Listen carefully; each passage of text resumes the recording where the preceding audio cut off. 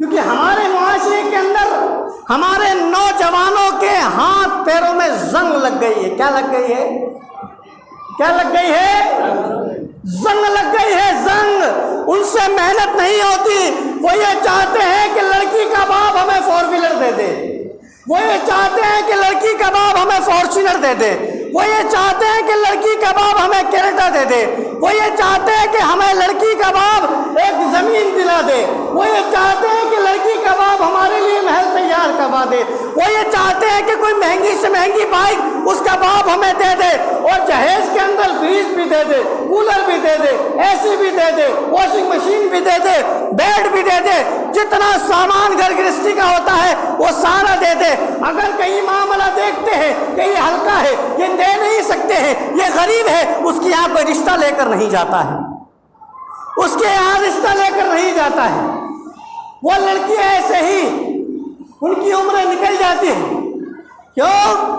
کیونکہ ان کے پاس مال نہیں ہے، کیونکہ ان کے پاس پیسہ نہیں ہے.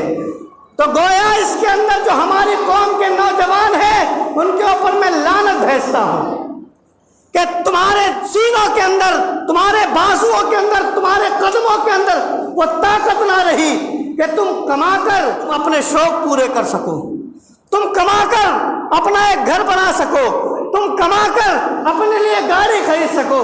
تمہیں گاڑی کا شوق تو ہے مگر تم یہ چاہتے ہو کہ سسرال سے مل جائے.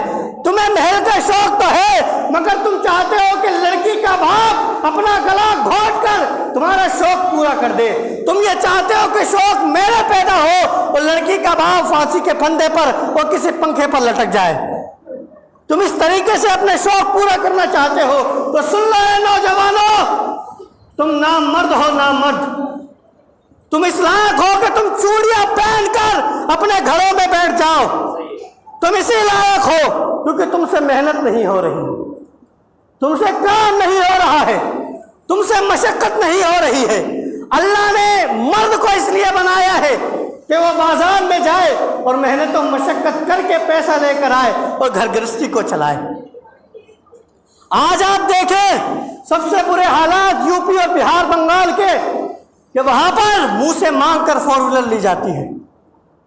ابھی ریسنٹلی میرے پاس ایک ویڈیو میرے پاس آئی کہ جس کے اندر صاحب لڑکی والے 4 ویلر دے رہے ہیں مگر اس کی مانگ تھوڑی بڑی تھی. وہ چاہتا تھا کہ مجھے 15-16 لاکھ یا 18 لاکھ والی گاڑی دی جائے مگر اس کے گھر والے 10-12 لاکھ یا 8 لاکھ کی گاڑی دلا رہے تھے. تو ساری تیاریاں ہو گئی لیکن پتہ چلا کہ گیٹ کے اوپر جو ہم نے گاڑی مانگی ہے وہ کھڑی نہیں ہے تو بارات نہیں آئی. یہ مسلمانوں کا حال ہے. بارات نہیں آئی اس دروازے کے اوپر.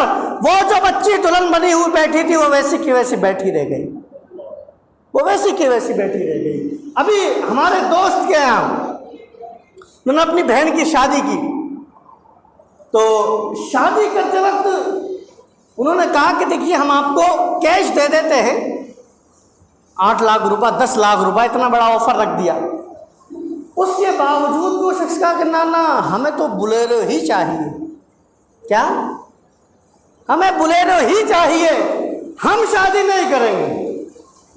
آخر کار کیونکہ شادی تو کرنی تھی بیچاروں کو. اب سبھی کا حال یہ ہے بھائی کوئی معاشرے میں ایک شخص نہیں کر رہا ہو تو اس کو چھوڑ دیں اسی کے حال پر، لیکن سبھی مانگ کر رہے ہیں تو پھر آپ کیا کرو گے؟ کوئی اپنی لڑکی کو بٹھا کے تو رکھے گا نہیں، لڑکی کو تو بٹھا کے رکھے گا نہیں. تو بہرحال انہوں نے بھی جیسے تیسے کر کے گاڑی ان کو دی. پھر میری بات ہوئی، میں نے کہا کہاں سے افورڈ کیا؟ بولا یار دوست ہے ہمارا تو نام سے پکارا. بولا یار اعظم بھائی قسطوں پہ لیے، چکا رہے قسطیں، کیا کر سکتے ہیں؟ بہن کو بھی تو بٹھا نہیں سکتے نا. تو اس کا معنی، اس کا مطلب کیا ہے؟ اس کا مطلب یہی ہے کہ ہم اپنے معاشرے کو خراب کر رہے ہیں خود. کہ جتنے گناہ ہو رہے ہیں معاشرے کے اندر اس کے کہیں نہ کہیں ہم خود ذمہ دار ہیں. دیکھیے ایک بات میں نے دیکھی ہے کہ آپ کہیں شادی کر رہے ہیں تو اگر واقعی بہت زیادہ غریب انسان ہوگا تو وہ کچھ نہ دے، ورنہ ایک باپ اپنی بیٹی کو کچھ نہ کچھ ضرور دیتا ہے. یہ ہم نے دیکھا ہے. ہم کوئی منع بھی کرتے تب بھی وہ دیتا ہی دیتا ہے کہ نہیں صاحب ہم تھوڑا بہت اس کا جو حق ہے وہ اسے ہم دے کر ہی بھیجیں گے.